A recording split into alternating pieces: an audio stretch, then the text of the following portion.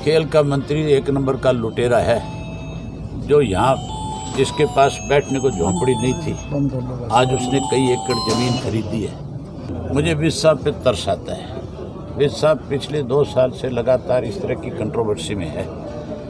विज साहब की अगर कहीं कोई सुनवाई नहीं है तो उनको तुरंत मंत्री पद से इस्तीफा दे देना चाहिए। मुझे उम्मीद है कि जितने भी लोग किसी गलतफहमी की वजह से पिछले 2-3 साल हमसे अलग हुए थे, वो स्वयं तो आएंगे और बड़ी संख्या में अपने साथ दूसरे लोगों को लेके आएंगे। अब तो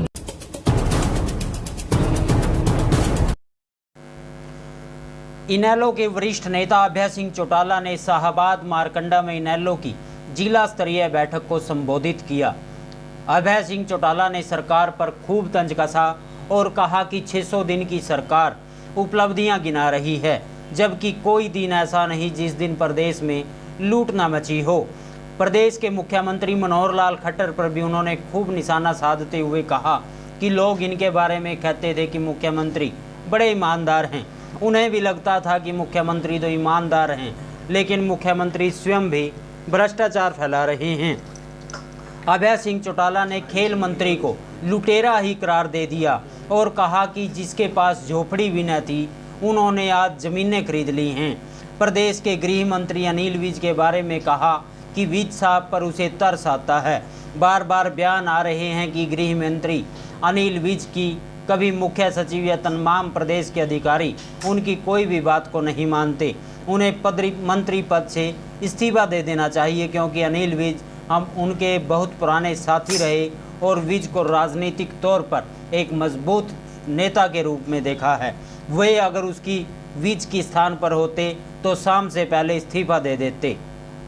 आज वो लोग फिर बड़ी संख्या में हमारे साथ पार्टी के साथ दोबारा से अपने आप को ज्वाइन कर रहे हैं। हरियाणा की हमने ऐसे लोगों को पार्टी में फिर से एक जिम्मेदारी दी है कि वो नए सिरे से इसके संगठन को मजबूत करने का काम करें। मुझे उम्मीद है कि जितने भी लोग किसी गलतफहमी की वजह से पिछले 2-3 साल हमसे अलग हुए थे, वो स्वयं तो आएंगे और बड़ी संख्या में अपने साथ दूसरे लोगों को लेके आएंगे। अब तो जो बीजेपी में भी गए हुए लोग थे, जो बीजेपी के वोटर हो गए थे, जिन्होंने बीजेपी को सत्ता में लाने में बड़ी भूमिका निभाई थी, वो भी बड़ी संख्या में छोड़ करके आईएनएलडी को ज्वाइन करने, क्योंकि आज बीजेपी और जजपा का दिवालिया पिट चुका है।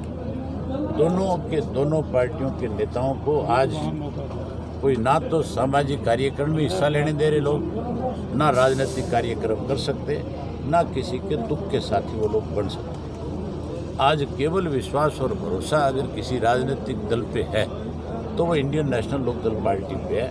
कांग्रेस बीजेपी आपस में मिली हुई है। कांग्रेस और बीजेपी की पोल खुल चुकी है। जितने भी अब तक के फैसले आए उसमें कांग्रेस ने बीजेपी के साथ मिलकर के वोट लगाई है। इस करके लोगों का विश्वास सरकार से भी और अपोजिशन से दोनों से खत्म हो रहा है।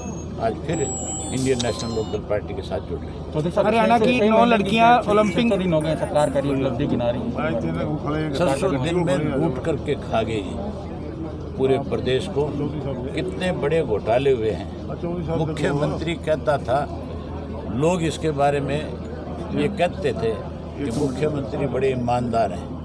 मुझे भी लगता था कि मुख्यमंत्री तो ईमानदार है, लेकिन कुछ इसके साथी ऐसे हैं जो भ्रष्टाचार को बढ़ावा देते हैं।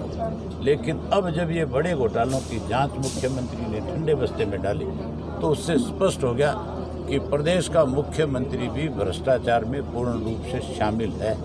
आज किसी और को दोष देने के बजाय मुख्यमंत्री ही इसके लिए सबसे बड़ा दोषी है। मुख्यमंत्री भ्रष्टाचार में पूर्ण रूप से शामिल हो चुके हैं। अनिल जी दिल्ली जाके मिलते हैं, कहते हैं मेरी सरकार में चल रही है, एसीएस मेरी नहीं मान रहे, उसको लेकर क्या कहेंगे? दिल्ली में जाके मिले जेपी नड्डा। मुझे विज साहब पे तरस आता है। विज साहब पिछले 2 साल से लगातार इस तरह की कंट्रोवर्सी में है। विज साहब की अगर कहीं कोई सुनवाई नहीं है तो उनको तुरंत मंत्री पद से इस्तीफा दे देना चाहिए, क्योंकि विज हमारे बहुत पुराने साथी रहे और हमने विज को राजनीतिक तौर के ऊपर एक मजबूत नेता के रूप में देखा है।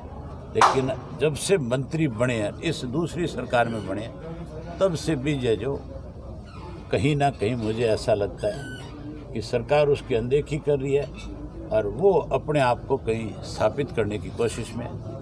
ज़्यादा बढ़िया ये है, विज की जगह अगर मेरा जैसा व्यक्ति होता तो ठोकर मार देता शाम से पहले। आपने तो विज किसानों के लिए ठोकर को मारी। विज को भी ठोकर मार देनी चाहिए। क्या रखा है इस तरह के मंत्री पद में जिसके अंदर रोज बेइज्जत होते हैं। कभी उनकी हैसियत नहीं सुनते, कभी उनके आईएएस जो अधिकारी है वो नहीं सुनते, कभी आईपीएस अधिकारी नहीं सुनते, कभी डीएसपी के ट्रांसफ़र करते मुख्यमंत्री नहीं सुनता। उनके कहने से मुझे लगता है सिपाही का तबादला भी नहीं होता। हरियाणा की 9 लड़कियां ओलंपिक में मैं उस बात के लिए शाहबाद के लोगों को, खास करके शाहबाद में जो लड़कियों के कोच हैं जो यहाँ इनको ट्रेनिंग कराते हैं, उनको बधाई देता हूँ कि उनकी मेहनत की वजह से आज हमारे हरियाणा प्रदेश की 9 बच्चियाँ ओलंपिक में खेलने के लिए जा रही है। उसके लिए कोच साहब बधाई के पात्र हैं। और जो बच्चियाँ 2 हिसार की हैं उनकी जिसने ट्रेनिंग करी, आज़ाद जो कोच है, वो मेरा स्कूल कॉलेज का साथी रहा है। हम दोनों ने इकट्ठा स्पोर्ट्स कॉलेज के अंदर पढ़ाई करी है। उसको भी बधाई देता हूँ कि उसने भी 2 बच्चों को ओलंपिक में भेजने का सर काम। कहीं ना कहीं हरियाणा हॉकी संघ जो है उसने एक मुद्दा उठाया कि जो खेल मंत्री हैं इन्होंने कोई सहयोग नहीं दिया हॉकी के लिए। खेल का मंत्री 1 नंबर का लुटेरा है, जो यहाँ जिसके पास बैठने को झोंपड़ी नहीं थी, आज उसने कई एकड़ ज़मीन खरीदी है। क्या मंत्री बनने के बाद कोई तनख्वाह का इतना पैसा मिलता है जिससे कोई आदमी ज़मीन खरीद ले? आज वो किसी हल्के के गांव में जाकर के तो दिखाए, उसको पता लग जाए लोग किस तरह से आज उससे नाराज। सारे चोर इकट्ठे हो रहे हैं। सारा दिन इन लोगों ने इस प्रदेश को लूटने का काम किया है। ये तो लुटेरों का एक गिरोह है, सरकार नहीं है। Thank you.